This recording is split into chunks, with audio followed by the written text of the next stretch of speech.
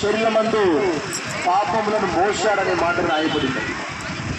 ఈ సాయంకాలము మనమందరము కూడా పరలోకము చేరాలంటే ఏకైక మార్గము యేసుక్రీస్తు వారు. ఆయన మనందరి కొరకు పాపాన్ని భరించాడు, శాపగ్రస్తునిగా మారాడు. ఆ శిలువపై భూమికి ఆకాశానికి మధ్యలో వేలాడదీయబడ్డాడు, చనిపోయాడు, సమాధి చేయబడ్డాడు, తిరిగి లేపబడ్డాడు. కారణం ఏంటంటే మన పాపములే ఆయనను శిలువనెక్కడానికి కారణం.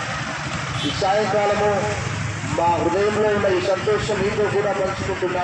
పిలుస్తూ ఉన్నాడు, ప్రయాసపడి భారం వహించిన సమర్థంలారా నా యొక్క మీకు విశ్రాంతి కలగజేతుడు. మానవుడు నెమ్మది లేనటువంటి పరిస్థితుల్లో పరిగెత్తుతూ ఉన్నాడు అటు ఇటు, కానీ ప్రభు పిలుస్తున్నాడు, పరిగెత్తున్నటువంటి నేను నా యొక్క గురాన్ని నీకు విశ్రాంతి కలగజేతు, నెమ్మది కలగజే. ఎందుకంటే నేను సాత్వికుడను, దీన మనిషి గలవాడు, మీ మీద నా కాడి ఎత్తులు నా యొక్క నేర్చుకోనని అంటున్నాడు.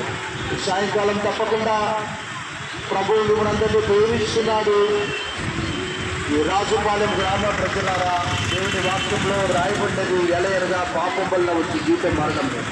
అయితే దేవుని కృపావరు మన ప్రభువైన క్రీస్తు యేసులో దొరికే ఈ సాయంకాలము ఈ సంతోషానికి గల కారణం ఏంటంటే యేసులో అన్నారు, నేనే మార్గము, సత్యము, జీవము, నా ద్వారా తప్ప పరలోకానికి ఎవరు కూడా చేరలేని రాబట్టి సాయంకాలం అలాంటి మోక్ష మార్గాన్ని మీరు ఇంకా ఎక్కువగా తెలుసుకోవాలంటే కొన్ని కరపత్రికలు కూడా ఇస్తున్నారు.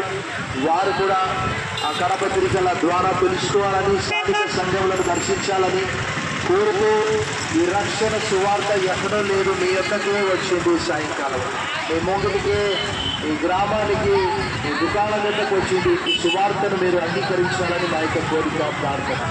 దేవుడి మీరు అందరినీ దీవించగాక. ఆమేన్. మరి మేము Nellore star Telugu Baptist church Nellore ప్రాంతం నుంచి వచ్చాము, సుబేదార్పేట. మీ అందరి కొరకు కూడా మేము ప్రార్థిస్తాం తప్పకుండా.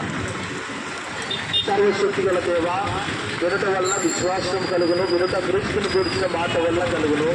విన్నటువంటి ఈ మాటలను మీరు వారి హృదయాల్లో ఫలింపచేయండి. ఎందుకంటే మీ వాక్యము వేగముగా పరిగెత్తును.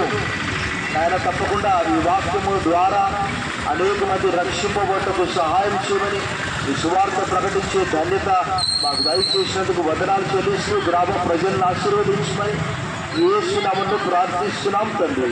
ఆమేన్.